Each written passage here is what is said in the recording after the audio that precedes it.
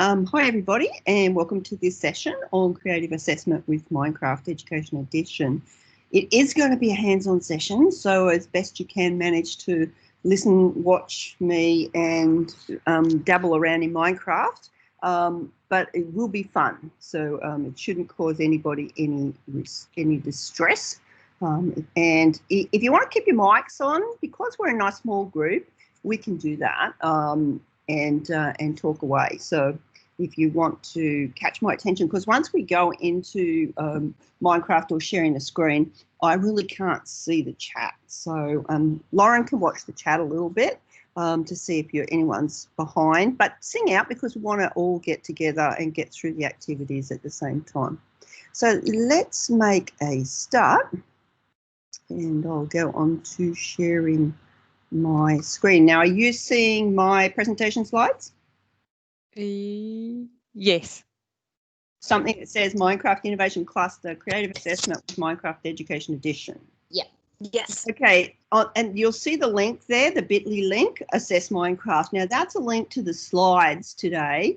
So if you want to follow along afterwards, or and usually I post these because you can get the links. Any links that are in what I'm talking about, you'll get the link to it. So I've just added it into the chat, that link now, so everyone should be able to get it. And yeah, I can't see, I can only just see everyone's avatars on the screen. Oh. I can see Bron's screen. Can everyone else see it? Yeah, I can see the screen. I'm in the Teams app. That could be the difference. If someone's accessing through a browser, that can change the layout. Okay. I'm in the app as well. I can see everybody. If you have a look at the three dots at the top, next to the raise the hand button. Yep. There's a section where it says view. And I'm in gallery. I'm not sure. Yes, those three dots. Yep. I don't know if that helps. Yeah, I'm in gallery, but I can. Okay. Yeah, I can't have this. I don't have the shared screen. Hmm. Can you see it now? Yeah, I can see. Are you not seeing the slides? Nope. Oh. But if it's just me, I can just maybe click onto the link. Tanya, maybe try to leave and then come back in. Sometimes that works. All right. If worst comes to worst, as you're right, Tanya, you can follow along with the PDF of the slides if it doesn't come up. But a lot of doing hands-on is actually in the world. So when we move into Minecraft, you will need to be able to see that is the only thing. Cool. I'll go and I'll come back. Keep going and I'll. Okay, well, the first little bit's me talking anyway. So I want to say assessment is a word I try to avoid these days, and I've taken up with some of the research I've been doing with colleagues in the United States, and we've started using just evidence gathering as opposed to assessment, because assessment really sounds like it's focusing on that summative thing instead of the formative. Whereas if you're gathering evidence of learning, then it really, in my mind, opens it up to lots of different forms of evidence. So lots of different activities that can be evidence gathering. So I want you to think evidence gathering every time you see the word assessment in the future, because that will really switch you on to how you can be looking at collecting data from student work along the way.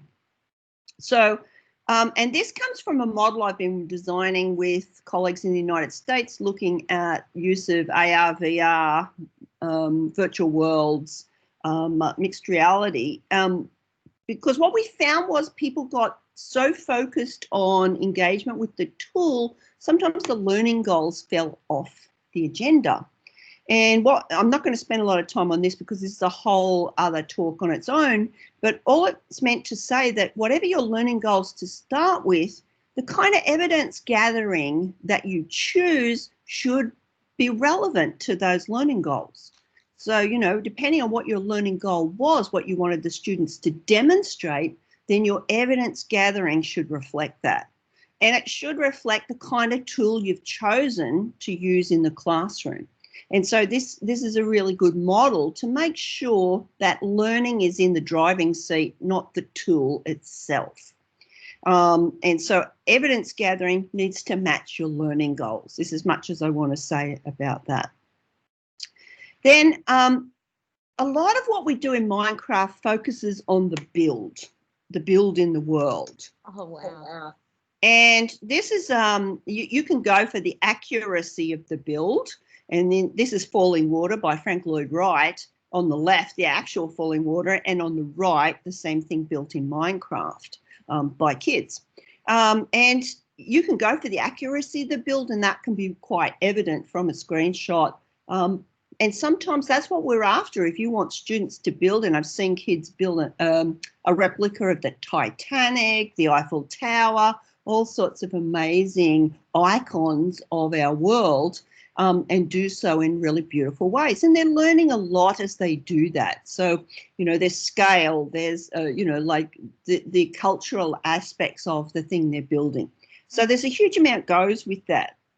That's if we're looking for accuracy. But sometimes when we're building, we're looking for other things. So in this case, this was a project where the kids studied Frank Lloyd Wright's free key principles for design, and then had to design a home in Frank Lloyd Wright-esque measures. So they had to design something that used his tenets of design. And what they built should have demonstrated that. And then they unpacked what they had designed, how it met the design principles that Frank Lloyd had set out. So that's the creativity of the build. Sometimes we want kids to do fantastical, amazing things. There's a project here in New South Wales called the Aerotropolis, where the students design the Aerotropolis for Sydney's new airport, which is the city that's going to surround the airport. And, they ask kids to think wildly about what that might have and how it might be, because they want to know what kids think should be there. So the creativity can be an aspect of the build. And then there's interaction with the build. So you might be using a build or a world that already has some level of interaction built into it. So the mini Melbourne archaeology adventure, because you go underground into an archaeological site, a real archaeological site that was discovered when they were building the tunnels in Melbourne. And so you can become an archaeologist in this build, and the kids go in and discover things. They have to then take them to a laboratory and have them identified. And, it's got built-in interaction. The students are doing less creative work and more taking on the practice of an archaeologist. So it's a really cool space with an adventure built into it. And there are lots of worlds like that. So the build itself and the world you're playing in can be so diverse. And there's no one assessment that's going to match across even those three things I've shown you. And then worlds come in many forms. So there might be the learner designed world. So that's a project where the children design the entire world.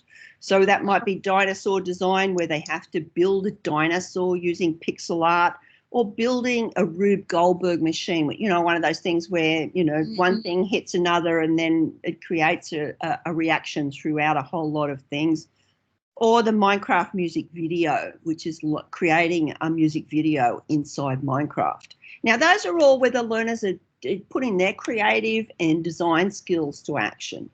Then there's the externally designed world. Now, you might pick up a template of a world to use, and there are a few of these. The Build a Better Bedroom is a nice one that was very popular during lockdown, because it was about building a form of exercise in your bedroom that would work for your interests and to keep you healthy and well during lockdown.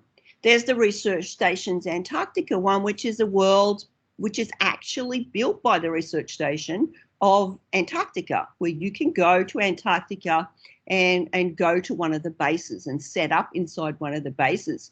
But interesting thing in Antarctica and in their world, there's no mining allowed, which is an interesting concept for Minecraft. So, and then there's Mini Melbourne, where you can go on a virtual excursion to Melbourne. You can build a rooftop garden. You can hunt for dolphins in the Yarra.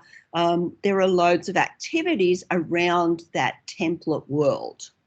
And then there's actual pre-packaged adventure worlds like the Mini Melbourne Archaeology Dig, the World of Verona, which is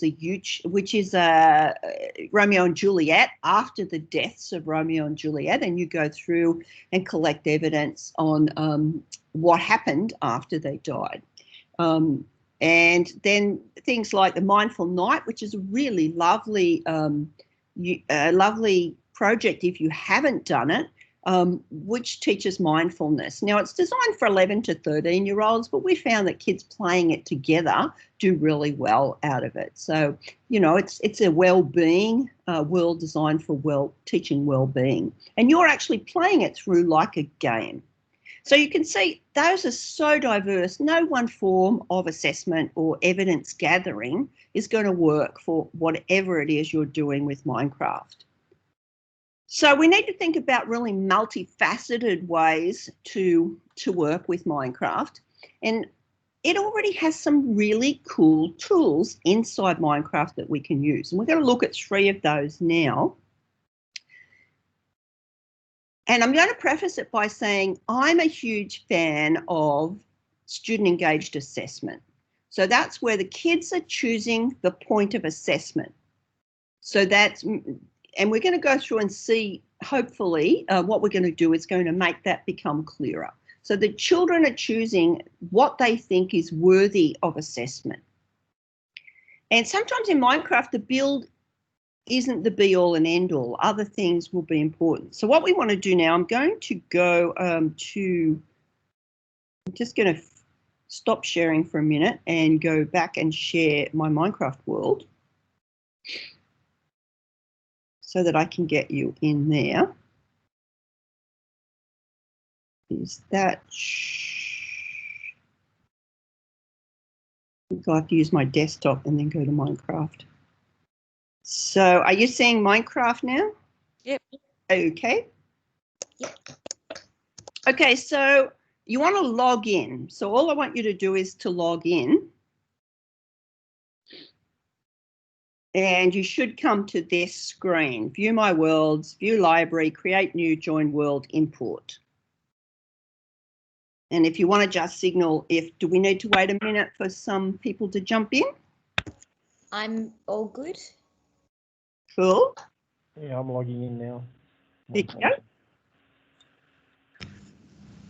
So what we're going to do is we're going to create a world, which we're going to do a couple of things inside. And I'm just going to tell you a few things we need to do in our setup of that world so that we can carry out the things we're going to do. So is everyone logged in? Mm-hmm. Yep. Yep.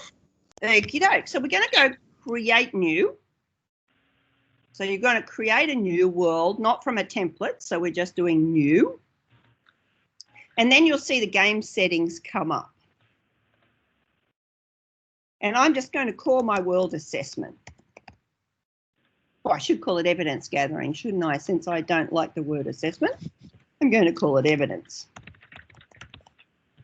And I don't want it to be survival because we're going to be doing some creative work. So I don't want to do that. I want to go to creative. So we have the full suite of things in our inventory. We have everything available to us. We're going to keep it peaceful and scroll down.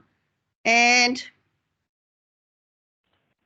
I think we can, in this case, we want to have some things in the world. So we don't want the world to be a flat world because that will have no features in it. So we're going to go for infinite. We'll stay with infinite. And then scrolling down a little bit, I always like to show the coordinates when I'm working in a world, just it's useful for me. And one of the things we want to have is we need to make sure that if you go down to cheat, that activate cheats is on. Now, that won't make sense, but I'll show you in a minute why we want that. And then we really don't need any other features, but if everyone's happy with that, then we're going to click play. And that should generate our new world. What you see on your screen is usually just some little tips and hints as Minecraft loads, so that it just fills the space a little bit. So here's my world, lots of trees, some water. You're going to have something similar or different. If you want to understand the terrain of your world, you want to double tap your space bar and hold it, and you'll be able to fly up. So you can see what the terrain of your world looks like. So double tap your space bar and fly up. I'll try not to turn that around too fast because I don't want to nauseate anyone. And you can see I've got some kind of foresty area, then something over there that looks like a bit like a desert, a river flowing through it, and so on. Double tap again, and that will bring you down in the world.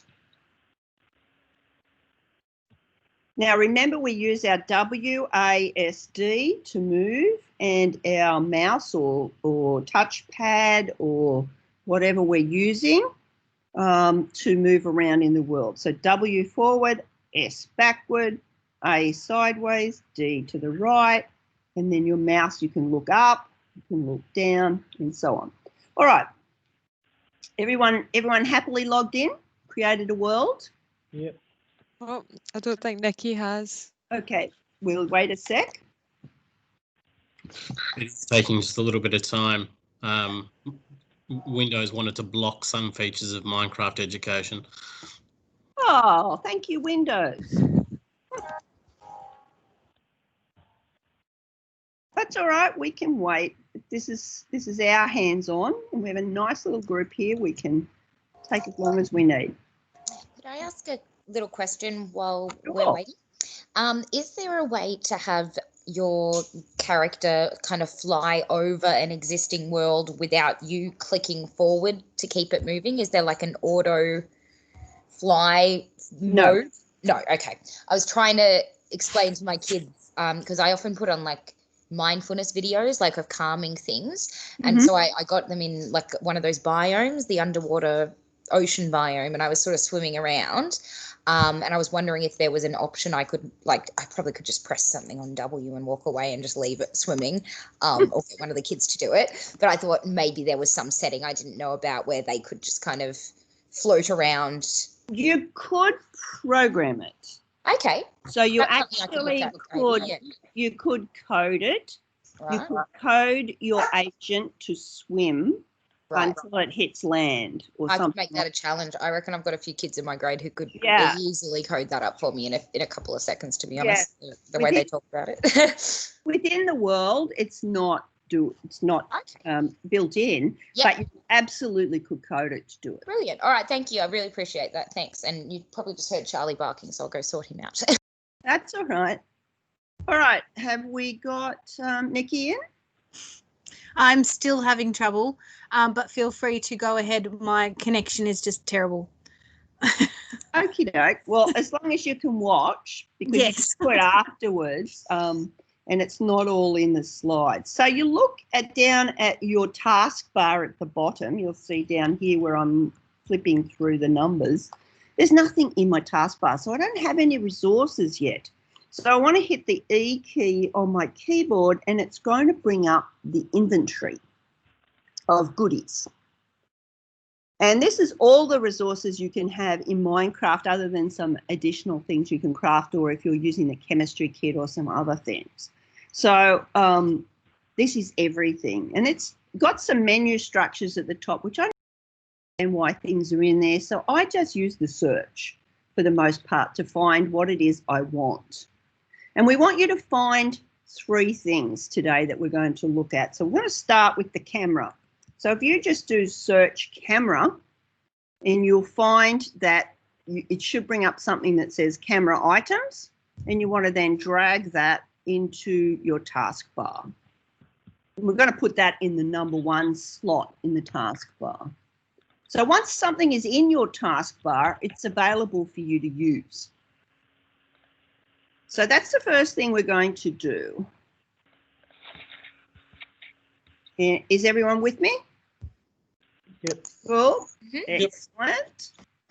All right, so we can close that out. You can hit E again or close it out from the crosshatch.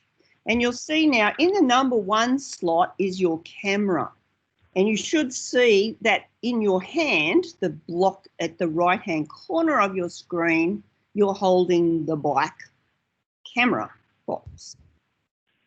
Now, there's a few little funny things happen with the camera. You'll see as I'm moving around, the black crosshatch on the ground is where something, that's what I'm operating on. Whatever that crosshatch is highlighting on the ground is where I'm going to operate on something.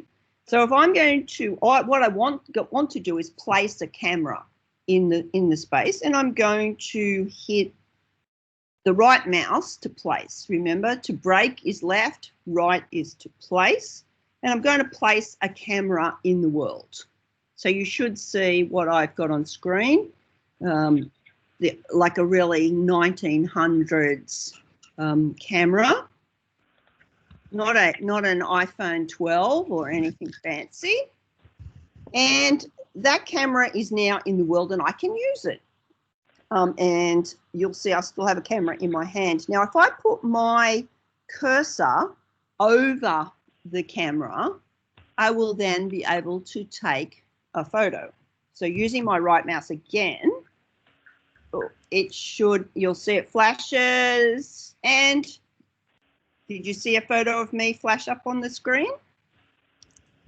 And you should see the same. I'll do that again and place the camera in the world so you can see the camera. And the camera's facing me, so it should take a photo of you when you click on it. So your right mouse clicking on the camera, it does some flashing and then takes a photo. Cool. And we're going to see where those photos go in a minute. So, sorry, I just right-clicked without having the little square, and it just took a photo of what I was looking at as well.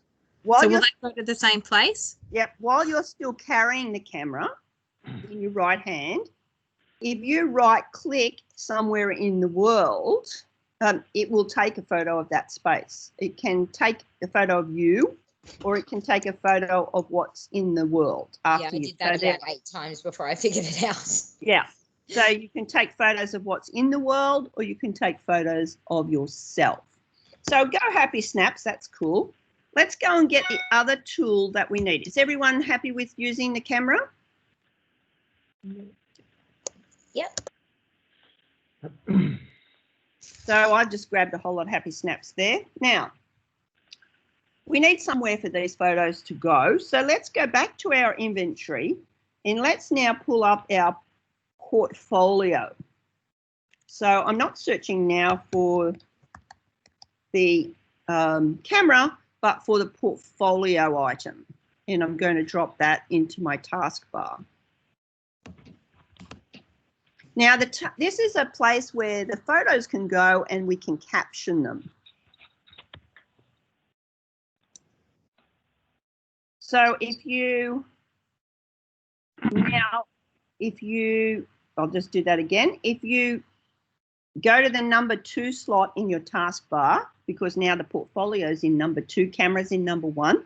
If you just use the numbers 1 and 2, that should allow you to toggle between them. So you want to go to the portfolio, and again, it's a matter of right mouse click, and it should bring up. And do you see the photos you took? Yep. Okay. And you can flick through those. Through to, you might, one of yourself. Oh, I took a photo of the camera. There you go. And some fun photos. Okay, so the portfolio is meant to just collect images and then you can caption them. And you'll notice they're in reverse order. So last photo you took, well, in mine, I went a bit Happy Snap, so I have 7 pages. But page 7 is the first photo I took. So they're in reverse order. But then you can click on caption underneath And you can caption the images that you've got. And you can use the little V on the side to flick through and see the other photos you've taken.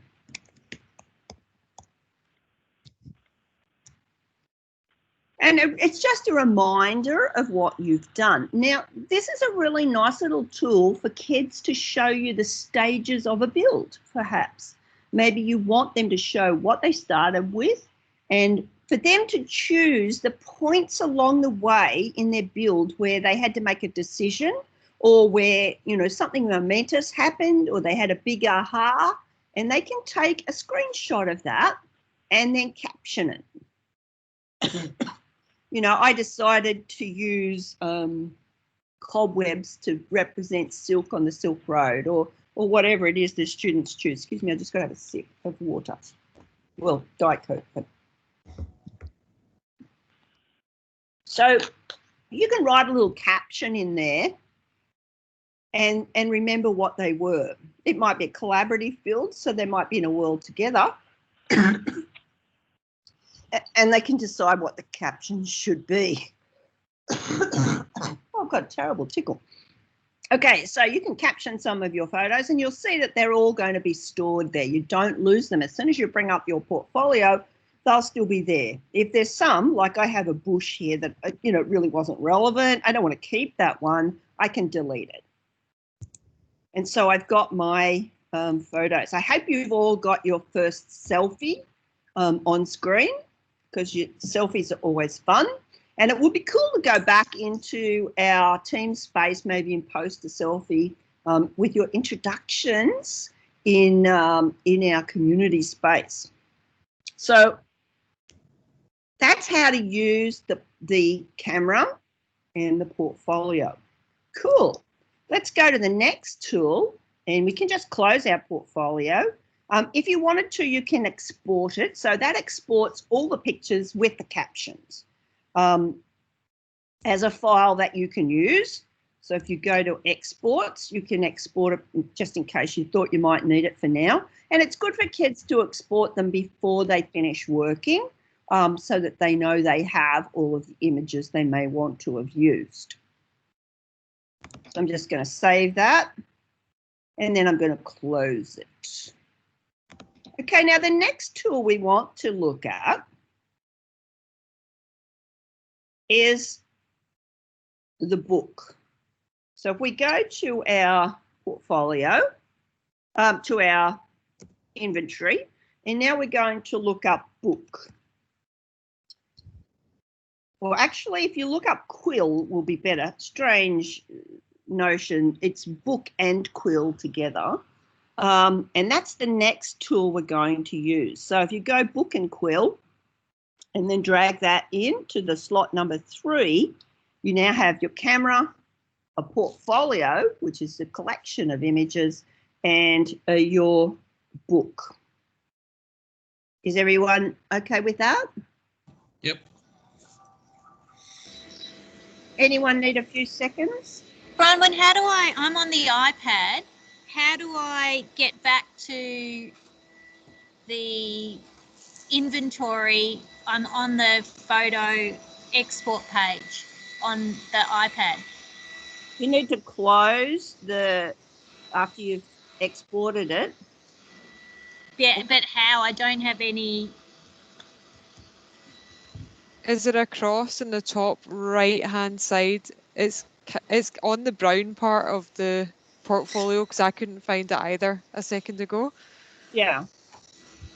A cross on the top right hand that you should be able to hit that should close it. Oh, I see. Yep, sorry. All good here. Thank you. No. Ask these questions. We need you to ask these questions. Okay. And then you need to go find quill. There are some magic books and things. We don't want to worry about those right now. We just want the book and quill. Now, there's a lot of really good Minecraft work happens around literature and literacy, and the book is a really nice tool for that. So now we've got the book. So I'm just going to change.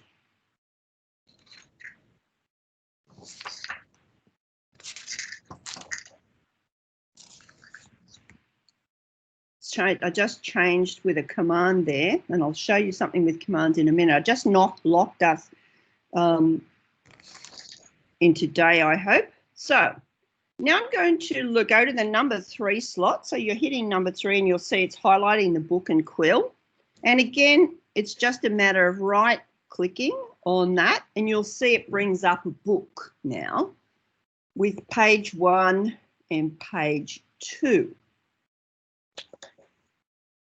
And I can write much longer. The captioning on pictures is really just a little trigger to remember what that picture was about.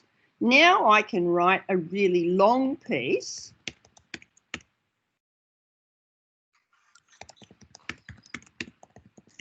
So I can be writing the story of my world. If I've built a castle, then I can write the myth and legend, the Arthurian myth or legend that goes with that castle. I can write as long as I like. I have lots of pages that I can develop my book in. And if you see the pencil at the bottom of the page, in every page, you'll see you can click on that. And you'll see you can go image and voila, all the images you have taken are collected and you could then go and pop one of those into your book. So students can be writing the narrative to go with a piece of their work and popping in pictures that they've assembled from their design work. And the reason this is really important, aside from the fact that it's student engaged assessment, because the students are choosing what they want to show you to be assessed on, you also need to find ways to assess always to be inside Minecraft. So these kinds of things really give you a way to access what the kids are doing without having to necessarily be inside Minecraft. But the power of it is also the kids are choosing, okay? I had this big aha moment that I realised that the drawbridge on my castle wasn't appropriate, wasn't to the time. My research showed I wasn't using the right resources. And they can write their reflections right inside Minecraft. So is everyone having a play with their book? So if they export that, they can send it to you? Like how would I be able to see that outside of Minecraft? Oh, awesome. Okay. I accidentally published mine. I signed it and everything and it turned purple, so I opened a new one. And now I'm practicing putting pictures in. Yeah, you'll see sign at the bottom. When you signed your book, it's no longer editable. So it's actually locked that book. So you don't want to do that for now. So you just want to pull in some pictures. What's your story? What are you doing?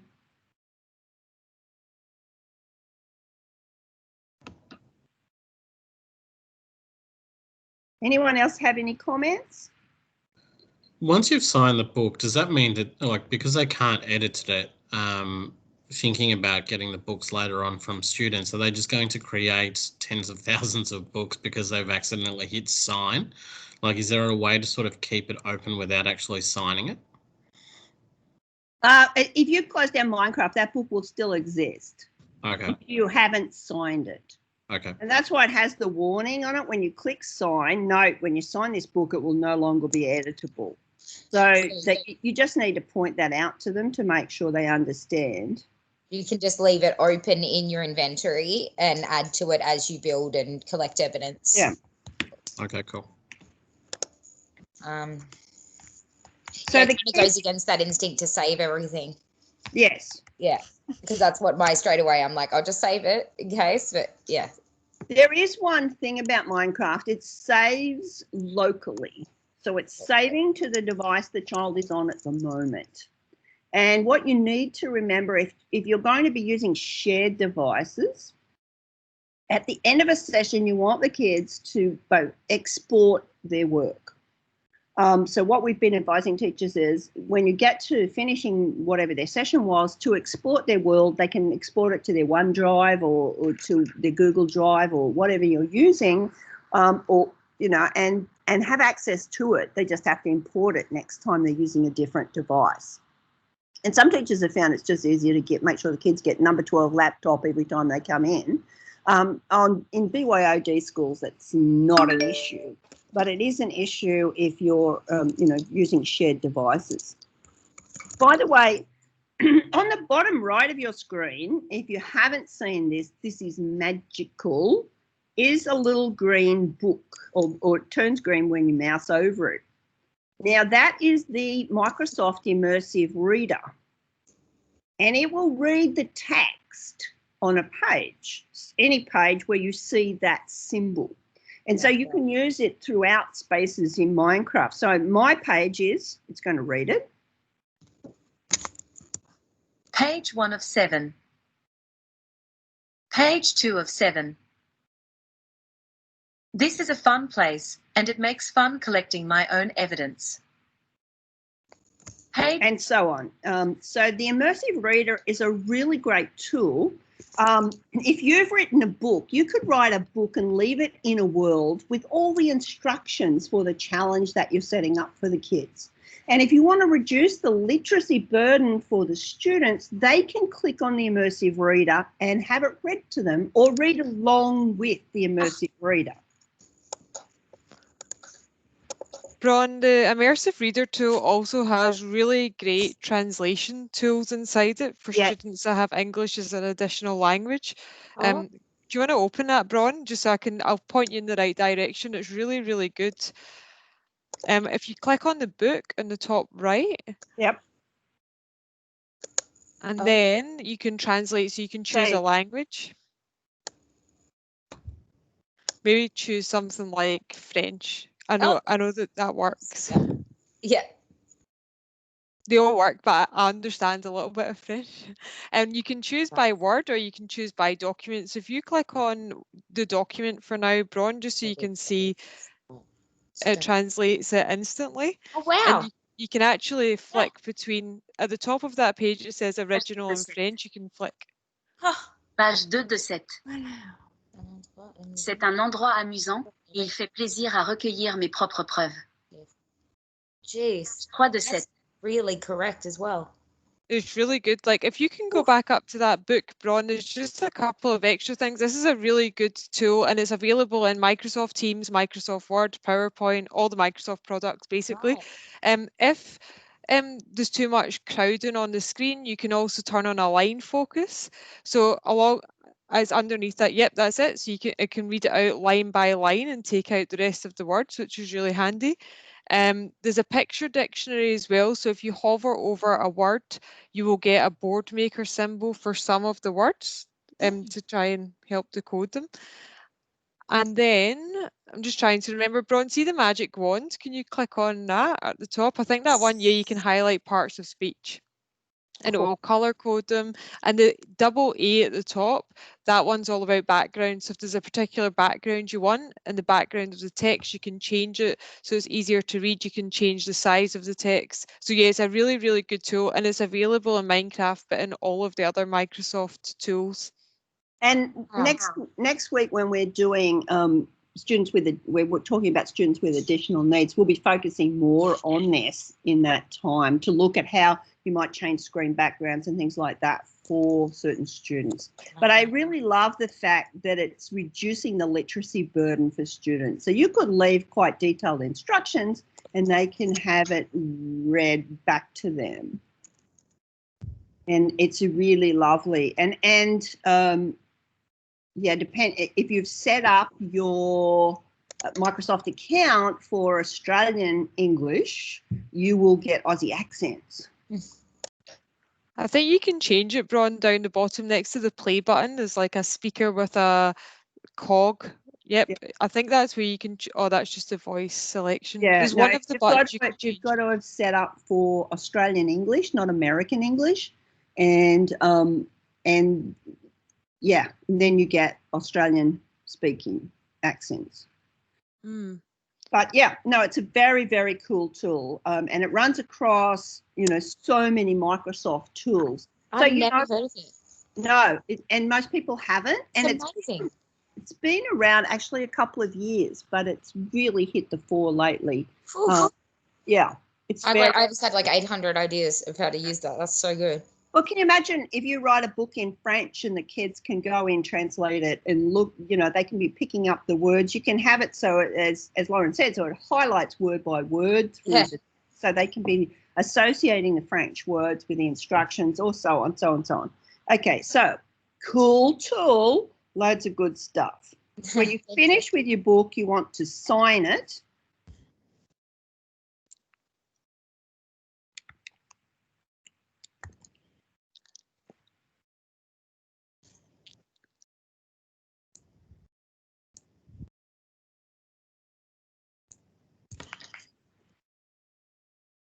And you'll see it's now turned to it's a glowing book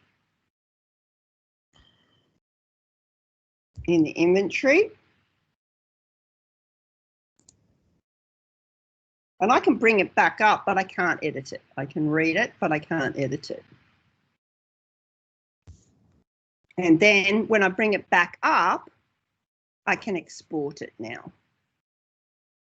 So did everyone get that step? While it's glowing, you want to right mouse click again. Make sure you're holding the thing in the third slot, which is your book. And it's now kind of glowing purple once you've signed it. So that's showing it's a book, but it's not editable anymore. You're going to right mouse click in your space and it'll bring up, oh, that's brought up my portfolio. I don't want that. 3. Right mouse click and it'll bring up your book. And now you'll see at the bottom, instead of sign, it says export. So now I can export my book.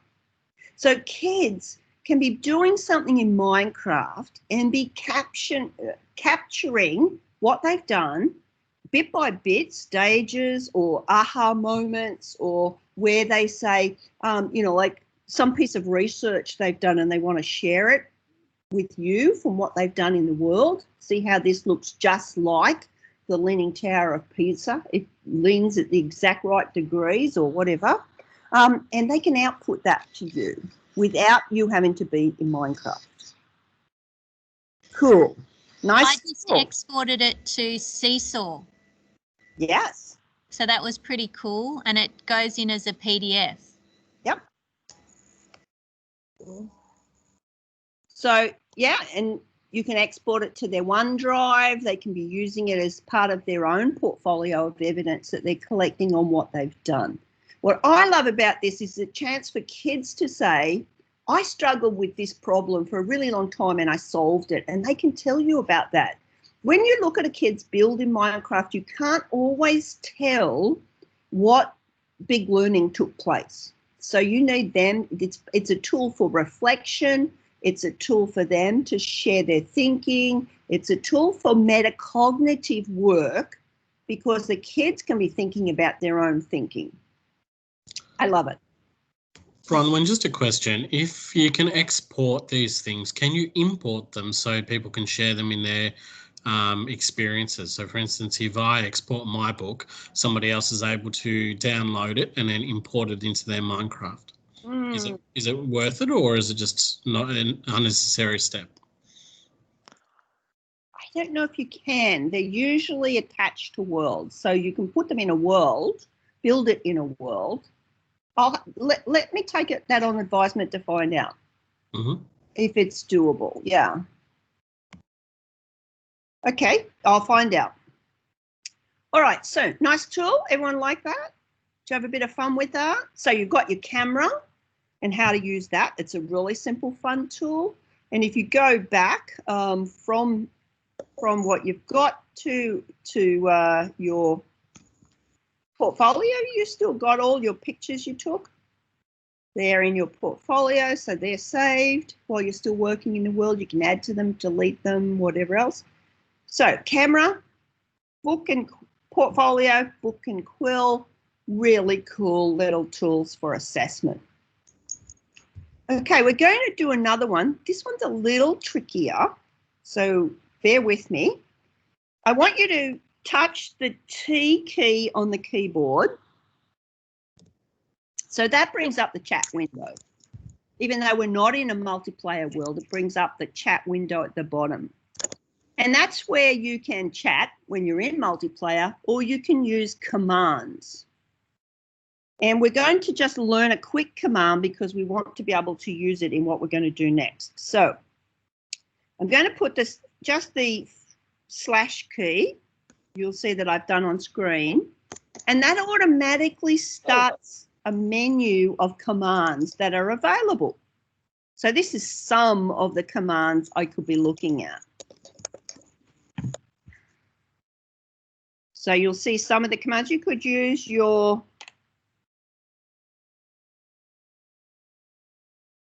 up or down key to go through those. Is that why they keep saying they're kicking each other?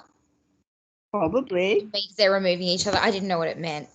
Yeah, you can scroll through these and learn them all. Now I'll know what they're talking about. And I'll be onto it. Thank you. So you can lock it to daytime, which is useful when you're building, because nighttime's really annoying when you're trying to get things done. So if you do / and any letter, it will bring up the commands that's set for that letter. So if you do /S, you'll get all the commands that have an S in them, all the ones for fill. Okay, what we're going to do is /give. And it says, you'll see on the screen, it says gives an item to a player. And you'll see the actual, they've given you the syntax of the give command. So it's give, player, something, item, something, da, da, da. So we're going to do give, space. And when you put the space in, it's going to say, okay, who do you want to give something to? All players, my agent, all entities, the closest player, random player, yourself, whatever. I want you to put @P, which is going to give the closest player something. So you've done /give space, the @ symbol, the letter P. So now we're give the closest player, put a space bar in, and now here's a list of all the things you could give somebody. And I want you to put D. Okay, and we're going to give a diamond axe. So you want to type DIAMOND, diamond axe. And you'll see it'll go through and show you _axe. So that now says give the nearest player diamond axe space, and I think we need to give it a number, 1. So that's going to give the nearest player the diamond axe, 1 diamond axe. Now, the reason we're learning this is not, you could use these commands, so you could do this to whatever players near to you, you could give them a diamond axe. So you can use all of these commands to create interaction. But I want you to remember that command, /give @P diamond _axe and spaces in between each of those sets of things. I'm just going to take a screenshot of it so I don't forget myself. I've added it into the chat if anyone forgets. Oh, Lauren, you're wonderful. Okay, so we're now going to delete that out of our command box because we're going to do something else. We're going to bring in what we call a non-player character into the world. We're going to birth a village or a person in our community, in our world. So we're going to go /WB. Now that turns on the world builder rights. Now you can't create an interaction in the world without world builder rights. So make sure you do /WB and then hit the return, and you'll see world builder status updated to true. So that means now I'm a builder in the world with higher level rights, world building rights. Has everyone got that? So it was /WB, world builder. Yep. No spaces, just /WB. You won't see anything after it says world builder rights set to true. But what we're going to do next is so exciting, you're going to go crazy. You will. You're going to love it. So bring up your inventory now. Again, we've done book, quill, we've done camera, portfolio, book. Now we're looking for NPC. Now, NPC is non-player character. So that's a character you can put in the world that students can interact with, but it's also a superb assessment tool. So you'll see it's like a multicolored egg. Well, it is, because you're going to birth it in the world. You're going to hatch it. You're going to hatch an NPC. So has everyone found that? Sing out if you haven't. We can take a minute. I know we may run a teeny bit over time. I hope that's all right, but we're doing some really good interaction here. No, So that's, sorry? Got it. Okay, that's in my 4th slot. Now, closing that out. Now, make sure you're highlighting your 4th slot, which says spawn NPC. And I'm going to just look for a clear space, get my crosshatch and right mouse click. And it's now put a person in the world. Did everyone get a person? Yep. Yep. Okay. Now, if you right mouse click on that person, you'll now get to enter the dialogue box for that character. So the first thing you want to do is give them a name, because they don't want to be NPC. How horrible is that? So you can go as fun as you like. I'm giving mine Donald Trump. Just because I can. And you'll see edit dialogue. So after you've named it, you can have something that this world builder is going to, this villager or NPC is going to say to people. Hello, I am orange and have weird hair. So that's Donald Trump speaking. So whatever your NPC is saying, now you can close that. So you've got some dialogue now. You can look at the appearance and see if there's something most suitable to what you want to offer, and choose that character, that skin for your. And then you want to go to advanced settings. Now, this NPC can not only give instructions to the kids, but it could give them a URL of something they need to go off and research or discover or understand. You know, in the world of Verona, maybe it's a link to the history of the Montagues and the Capulets, and so on. So you could add a URL, but you remember that command we just created? Well, we can actually add lists of commands here, and we can add a command to the world. So that's /give space at P. Was it P? Yes, nearest player? Yep. Space, diamond,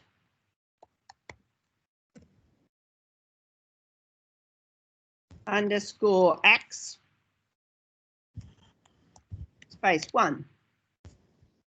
And you can make it a button or not. So you can play with what that is and then say, you know, that's your command. You can have multiple commands. So you could have a whole lot of things, and you can have choices. So you could say, if you choose this, you can have this. So there's a lot of, you can get quite intricate with what your NPC can do. So when you're finished with that, you want to go out of advanced settings and you want to just close down the non-player character.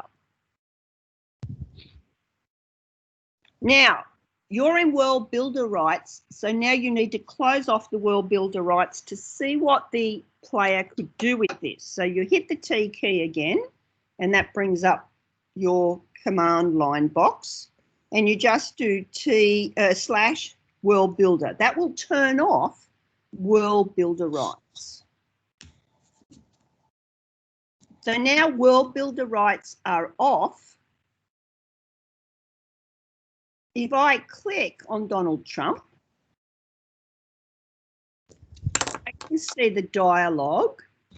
Hello, I am orange and I have weird hair. And there's a button there. I could have put a name on that button. And when I clicked that button, it gave me a diamond axe as the nearest player. Wow. Did everyone get that? Yep. I told you it was mind-blowing.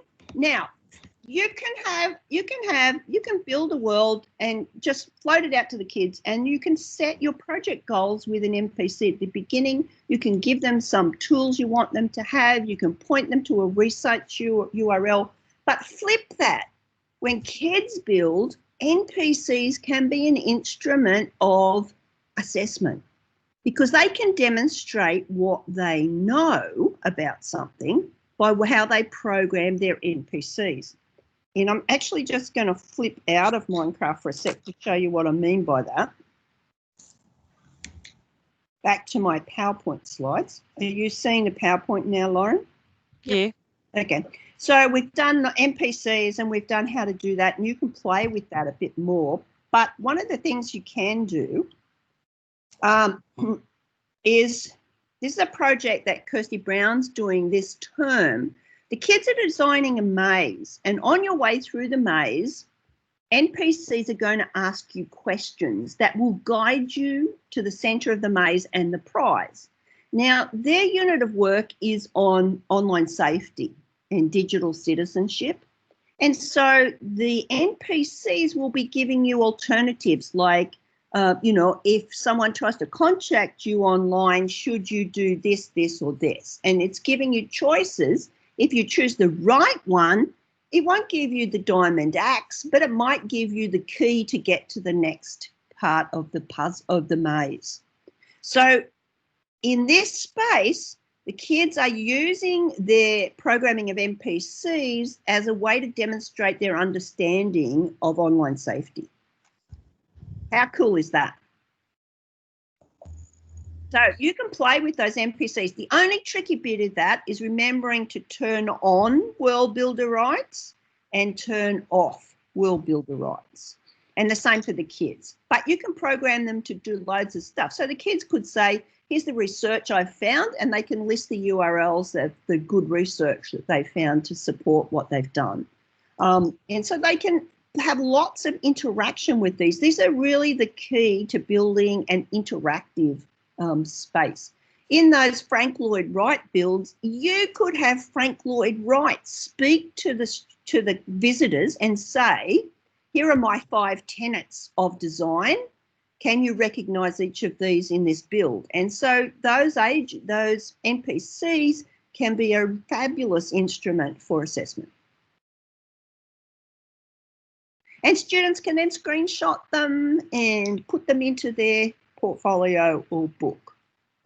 Just to go back, so your evidence gathering needs to be evidence of the learning gains, but also evidence of Minecraft's role in that. And I think these instruments we've looked at today, the camera, the book, the portfolio, and the NPCs, are fabulous tools that Minecraft can contribute to evidence gathering.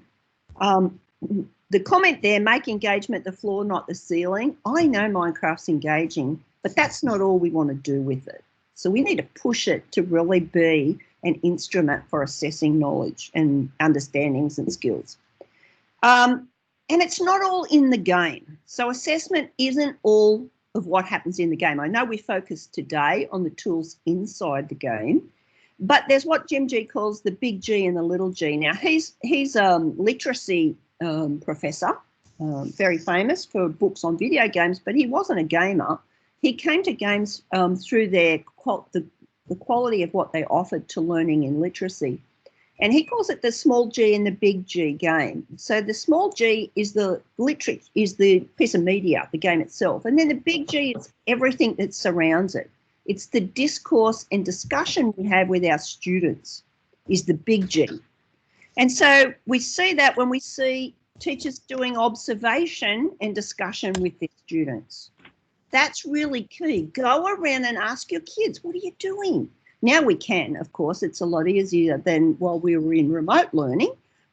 It's still doable, but this is really nice to be able to go and talk to them. You'll learn heaps. They'll want to teach you. The first thing when you learn how to do something in Minecraft is you want to teach someone else how to do it. And so the kids will be peachy keen to teach you how to do things. The debrief. I always leave, when I'm teaching with Minecraft, I leave 5 minutes for a debrief. What did we learn today? And it's not about what we learned about Minecraft. If we're doing a history lesson, then it's what did we learn about history. If we're doing an accurate build of a famous icon, then what did we learn about that icon when we were building it? And so that time for a debrief is vital with the kids. And you might have stopping points along the way where you want to touch some key questions. Design rubrics. This is a rubric for a museum guide that Joel Parsons used that is very effective and looking at across. So the students had this before they started. And this incorporated they built a tour guide who was an NPC. And that NPC gave you different ones throughout the museum, gave you advice on what you were looking at. So it could have been an art gallery, and it was explaining the Van Gogh immersive exhibition, or, it could have been an archaeological space, and it was telling you about the tools of the gladiator. And so NPCs, fabulous tool, and these kind of rubrics are really fantastic for it. You'll see it says Minecraft version because the kids didn't have to use Minecraft. There was an alternative in this project, and that's a really good thing to have perhaps for kids who can't access it, or there is a small group, we don't know for sure who they are yet, but Minecraft isn't the tool for everybody for every activity. And so they had other ways of accomplishing the same thing. Performance, kids can perform or present in World and show what it is they've designed. We can have output from Minecraft, and this is a really nice flyover. Our current project, this is a walkthrough. This is our Connected Communities project. We've got a world passing from school to school about how would we have a connected world in the future should COVID happen again. How can we stop people from feeling alone and lonely and isolated? What sort of community could we have that would make that a much better environment? And so this is the first build. This is the first group of students, years 3 and 4, would you believe how beautiful this is and how well thought out. Beautiful community garden and some other goodies there. So we can move on. That's really lovely. So creating a walkthrough of their world is a great way to assess without you having to be in Minecraft. And you can see they've put boards up to explain the features of what it is they've designed. And you can see this walkthrough inside our Teams community. Free Wi-Fi, I like that. Have a reflection task, and I'm a huge advocate for reflection. When kids use Minecraft in whatever area of the curriculum they're using it, being able to reflect on what it was they were doing is vital. Getting kids to articulate their learning. And it can't be articulating, like in this case, this young lady was building the beachhead at Gallipoli when the Anzacs arrived. And you can see, she says, my Minecraft shots show the Anzacs landing on the beach at Gallipoli. Because you can do 3D landscapes in Minecraft, it's a good tool to demonstrate the challenges the Anzac faced climbing the cliffs. So this student was able to say, wow, I realised when I built this to scale how mammoth the job was to climb the cliffs at Gallipoli when you're being shot at as you're coming off the beach. So that made history alive for her. But she wasn't really commenting on Minecraft. She was commenting on a piece of history, a moment in history, and how real Minecraft made it for her in one aspect. Really lovely. Those sort of reflections are golden. And I just wanted to spend a minute to look at this. This is a fun ending to the day. Arden Johnston creates these little Minecraft shows, and with the idea he's modelled it, and he's now going to hand it over to his students. And these are all challenges the kids did, weekly challenge while they were in remote learning. Oh, go back to that. Sorry, I just need to play it just a little bit. It's the Minecraft EDO show with Mr. J. Alright, hello everyone. Hello miners and crafters. It's episode 7 of the Minecraft EDO show with Mr. J. Hello everyone, welcome to today's episode. Sorry it's a little bit delayed. There was a problem with Loom last week. Yes, tech problems. Is it the 21st century? Well, it's just the start. So let's hope it gets better over the century. All right, let's have a look at last week's challenge. This was week 4's challenge. It was design an amazing shoe. Design a shoe that is breathtaking and has something special about it. Let's have a look at what people came up with. Oh, this is Alistair's, and Alistair looks like he's made a shoe throne that's got a bit of a turtle's head. Look great, look at that, a golden throne. Well done, Brayden. I really like Brayden's laces, and looks like he's made his shoe out of wood. Oh, where's my pointer? He's got wood down here, wood base, wood sole. Looks very nice, looks like rubber. And then he's got some wool, a nice little design here, and some laces. Love that laces look, and of course inside he has a set of armor, diamond armor, and some books and a crafting table, awesome, and a bed. Great. Why not have a shoe unless you can actually put something in the shoe? And here are his laces. I really like that detail and the spacing you have between them. Excellent. Well done. That looks really good. Oh, this is Elisha's. And Elisha has also built himself a little base out of his shoe. And there are some mobs out there that he's defeating. And he's got his crossbow. Oh, what's he got? A crossbow there. He's got something to... Okay, we'll move on. But you see, that why I'm showing that, it's such a delight. He gathered the kids, got the kids to do a screenshot and send it or send their world, and to have a look at and celebrate the work they did. So that kind of feedback celebration is a fun way to get evidence gathering and to get kids to want to volunteer what they've done so they can be part of the celebration. And if you watch Arden's videos, he really celebrates every child. And so everyone who's part of ends up part of the show will be really chuffed.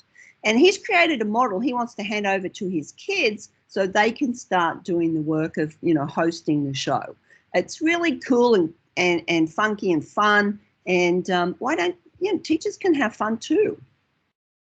So kind of reaching the end here, where are you on your path, on your teacher pathway? I wanted to remind you about heading towards your Minecraft Certified Teacher Badge, because we're thinking, Lauren and I, we might have a graduation ceremony at the end of the year, because we can grant these badges to teachers who've completed their pathway. If you've done sessions 1, 2, 3 of this beginner series, then you've done really 4 or 5 of those first positions, and you can see learn, play, assessment and feedback. Down there is number 4, and classroom build challenges. You'll be well on the way. If you think you are, then you just need to go to the address and jump in and go to the quiz at the end of each segment and see how far you get with your current knowledge. If you're getting ready to be granted your Minecraft Certified Teacher Badge, let us know, because we want to celebrate that. Next week's session is on Minecraft for learners with additional needs, and we've got some special guests joining us next week. We have Kate Ringland from the United States, who has studied Minecraft and autism, and she's fantastic, parent of young kids, classroom teacher, and she has a lot to tell us about what using Minecraft means to children on the spectrum. We'll also be joined by Matthew Harrison from Monash, yes, University Melbourne. University of Melbourne, sorry. I've been talking to Monash people today. University of Melbourne, and he'll be telling us about some research he's doing with a colleague, and she's actually autistic herself, and so she can tell us a lot from a personal perspective. We have a couple of teachers who'll be telling us about what it is they've done, and we'll be looking at some of the tools like the immersive reader and how we can turn those Minecraft tools into instruments for equity for our additional needs kids. So we'll be looking at a few tools inside Minecraft like we have done each week, but we'll be hearing from some really cool people who can offer us some expertise, and those are people who will hang around and answer questions if we have any specific ones that we would like answered. So next week, Minecraft for learners with additional needs. And Lauren and I have decided we would open this up. So if you have colleagues who are not in our community but who would benefit coming along to this webinar, we thought this is a really good one for us to float for any VIC DET teachers that would like to come along. Okay, I can stop sharing and say hi. And how was that? Fun? It was awesome. Questions? I do have a question. Yes. It was in regards to the NPC.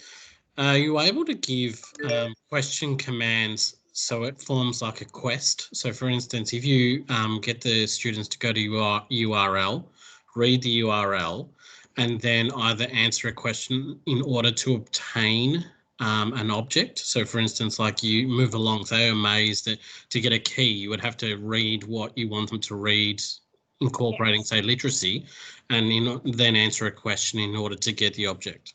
Yes.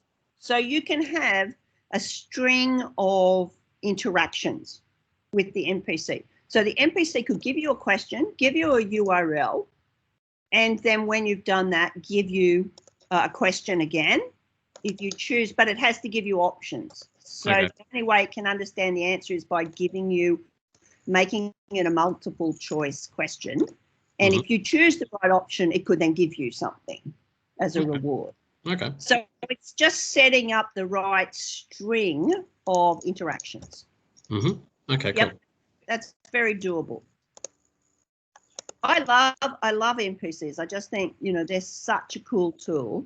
And it takes Minecraft beyond just building beautiful things to actually creating interaction.